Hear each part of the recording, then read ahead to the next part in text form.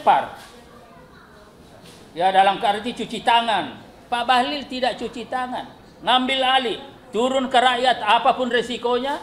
Rakyat marah-marah dihadapi dengan penuh ketenangan, dengan sikap patriotik yang ditunjukkan. Kan luar biasa. Dan setelah itu, lihat semua ini jalan kemana-mana.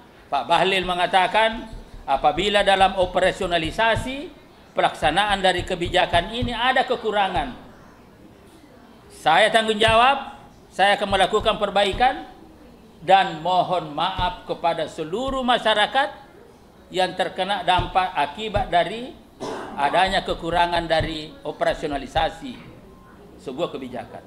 Kan luar biasa. Nah, dalam kondisi begitu enak kita hadapi. Nah, kalau sebegini semua pemimpin kan lebih bagus. Nah, ini juga ciri karakter yang sering disampaikan oleh Pak Prabowo. Kan gitu. Nah, sehingga kalau ini misalkan sudah ditunjukkan semua Pak Bahlil, maka apa yang nampak di permukaan menurut pandangan saya, ya tidak ada alasan. Ya, bahkan perlu didorong bahwa karakter seperti inilah yang kita kehendaki ke depan. Patriotik, itu kan selalu Pak Prabowo itu. Patriotik, kejujuran. Kita berbuat untuk rakyat. Ini sudah dilakukan. Dan ini juga saya kira yang mestinya apa yang kita lakukan harus diinspirasi oleh ideologi itu. Ideologi Pancasila, dan ideologi Pancasila ini adalah merupakan suatu ideologi, suatu falsafah bangsa yang digali dari nilai-nilai budaya dari suku yang tersebar di Nusantara. Yang titik simpulnya ada pada konsep kekeluargaan itu. Nah, sehingga dengan demikian, kalau ini tidak, lalu kemudian tetap diolah, tetap ditafsirkan sesuai dengan kepentingan yang ada, tentu ada niat-niatnya. Nah, sekarang ini yang muncul sekarang ini yang kebetulan yang menterinya SDM itu adalah ketua umum Partai Golkar, ya, dan banyak lagi dinamika-dinamika yang ada, maka tentu ya ini akan secara perspektif politik praktis ini yang paling mudah. Tetapi sekali lagi saya katakan, apapun usaha mereka untuk mengadu domba, apalagi mau memecah antara Gerindra dengan Golkar, saya punya keyakinan itu tidak mungkin dilakukan dan pasti orang itu kecewa. Alasan saya tadi saya sampaikan. Secara pribadi ya kita janganlah presiden itu akhirnya presiden. Lalu kemudian ada Pak Dasko, ada Pak Bahlil. Saya katakan tadi antara Pak Dasko dengan Pak Bahlil hubungannya, suasana kebatinannya tidak hanya cair. Ya, tidak hanya cair tapi juga produktif dan sudah dibuktikan. Ya. Jadi dari komunikasi baik langsung maupun tidak, masalahnya selesai. Penyelesaiannya bagaimana? Apa yang disampaikan oleh Pak Dasko itu, bahwa karena begitu dihentikan pengecer operasi timbul gejolak. Kan ini fakta.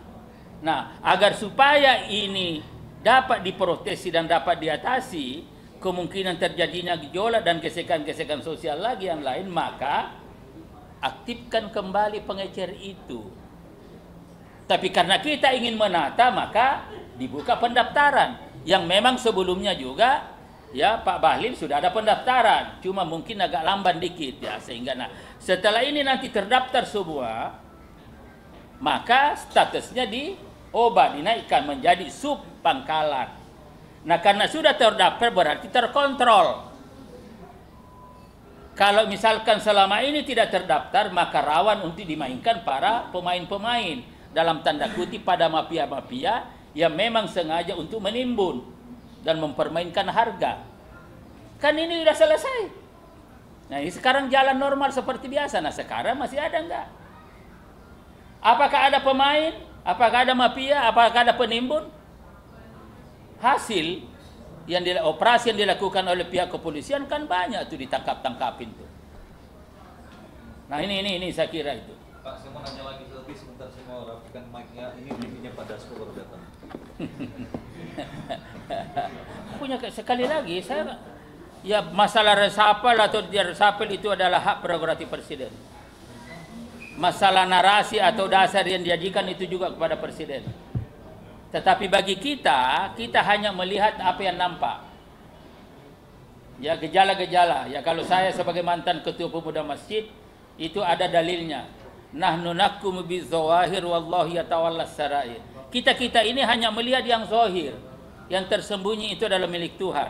Kalau kita lihat dalam perspektif politik praktis, berarti yang paham adalah presiden, karena memang presidenlah yang oleh undang-undang dasar diberikan hak prerogatif.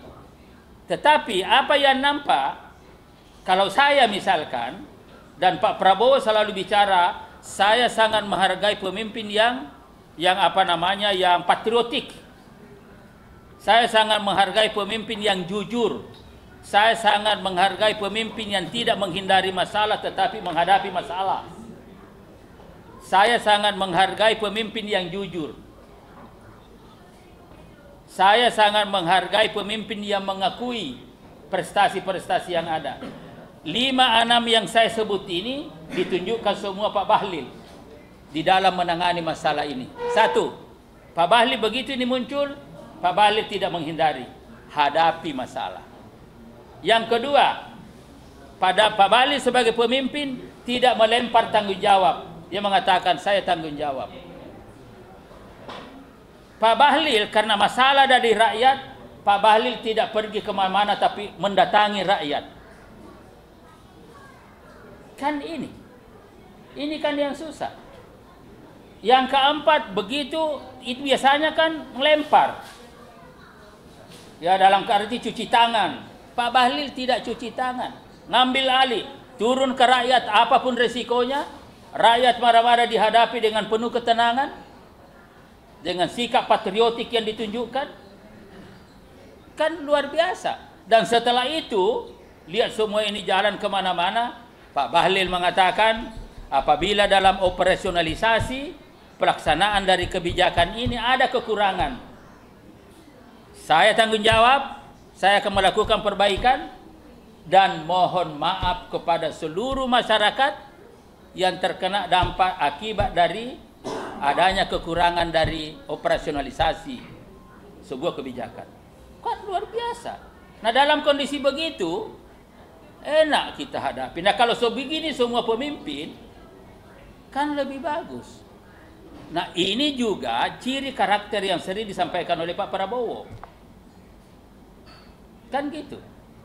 Nah, sehingga kalau ini misalkan sudah ditunjukkan semua Pak Bahlil, maka apa yang nampak di permukaan menurut pandangan saya ya tidak ada alasan. Ya, bahkan perlu didorong bahwa karakter seperti inilah yang kita kehendaki ke depan.